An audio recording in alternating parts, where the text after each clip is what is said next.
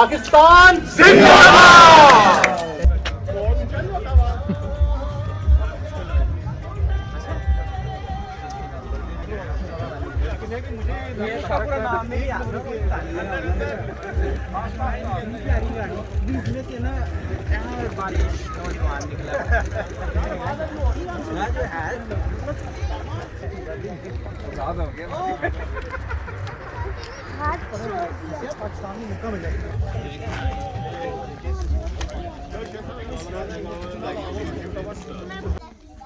हयात जबर ना हो, जिंदगी वबाल ना हो। अल्लाह ताला हमारे इस मुल्क को हमेशा कायम व दायम रखे।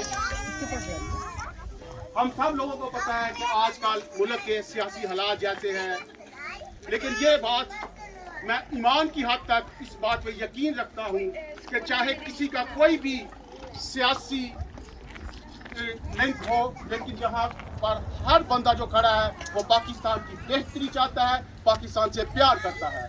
इसलिए हमें तमाम अपनी सियासी वाबस्तगियाँ छोड़ के सिर्फ और सिर्फ पाकिस्तान की बात करनी होगी। सबसे पहले पाकिस्तान, ये बात मैंने पहले भी एक मरतबा इधर ही खड़े होके की थी कि हम सब लोगों को जोड़ने वाला होना चाहिए, ना कि तोड़ने वाला।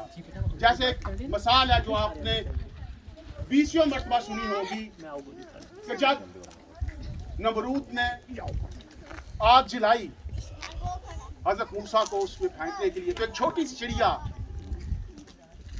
अपनी चोंच में एक पानी का कतरा लेके जाती है। तो उस चिड़िया से पूछा जाता है कि नन्ही चिड़िया तू क्या करने जा रही है? तो वो कहने लगी कि मैं आग बुझाने जा रही हूँ। तो उसने कहा कि ये इतनी आग तुम एक कतरे से कैसे बुझाओगी? तो उसने कहा कि जब रोज़े क़यामत वो पाक परवरदिगार मुझसे हिसाब लेगा तो मेरा नाम आग बुझाने वालों में होगा, ना कि आग लगाने वालों में। तो इसलिए हमारा काम ये है कि हम जोड़ने वाले हों, ताकि हमारा नाम उस लिस्ट में हो। जब पाक परवरदिगार हमसे पूछे तो हम कहें कि हमने अपना काम पूरा किया। बाकी हालात कैसे हम अब इस मुल्क के ये ना आप ठीक कर सकते हैं ना मैं ठीक कर सकता हूँ, हम उसके लिए दुआ कर सकते हैं। और इंशाअल्लाह अल्लाह ताला का जो है हमें इस बात पे यकीन है वो ज़रूर इंशाअल्लाह अच्छे दिन भी ज़रूर आएंगे। तो आप सब लोगों का हम तहे दिल से शुक्रिया अदा करते हैं पूरी एसोसिएशन की तरफ से कि आप लोग इधर तशरीफ़ लाए। अब अभी थोड़ी देर में हम एक अपना कौमी तराना जो है वो पढ़ेंगे, उसके बाद जो हम जाएंगे। और हमारे आज बहुत एक हमारी खुशकिस्मती है कि डॉक्टर साहब जुल्फ़कार हबीब साहब जो है जो पिछले साल भी हमारे साथ थे, आज फिर आए हैं। तो ये पाकिस्तान से है, तो मैं गुजारिश करूँगा डॉक्टर साहब से कि सिर्फ 2 मिनट के लिए आपको एक बात जो है ना इस पाकिस्तान के हवाले से डॉक्टर साहब की तालीम।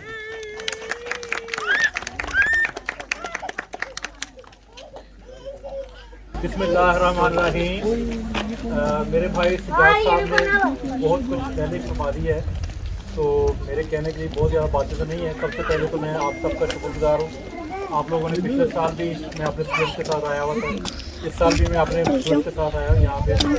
आप सब ने पिछले साल भी वेलकम करा और इस साल भी मुझे याद रखा, इसके लिए मैं बहुत ज़्यादा शुक्रगुजार हूँ। मेरे शुक्रगुजार हैं।